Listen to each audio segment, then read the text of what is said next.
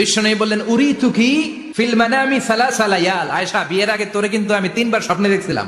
সুবহানাল্লাহ কইবেন না? বড্ড খুশি হয়ে গেলেন আয়েশা। এরপরে বললেন 3 বার স্বপ্ন দেখার পরে তোমার ব্যাপারে মনের মধ্যে কেমন কেমন যেন ভালো লাগে।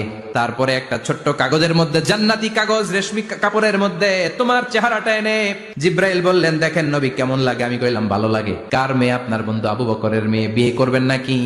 বিশ্বনবী বললেন, ও জিব্রাইল, তুমি যদি ঘটক হও, আল্লাহ যদি হয় কাজী, আমি মুহাম্মদ বিয়েতে রাজি। সুবহানাল্লাহ পড়েন। বিয়ে হয়ে গেল, কিন্তু ঘরে দামি ফার্নিচার নাই, টাকা পয়সাও তেমন নাই, কিন্তু আছে খালি সুখ। মা আয়েশা একমাত্র কুমারী বউ, আদর করে তিনি ডাকতেন হুমায়রা, আবার মাঝে মাঝে ডাকতেন ইয়া আইশু। এত ভালোবাসতেন মা আয়েশাকে।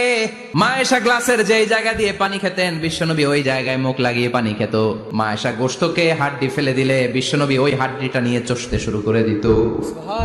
এক বালতি থেকে পানি নিয়ে 2 জনে গোসল করত। আবার বিশ্বনবীর সাথে সাথে মাঝে মাঝে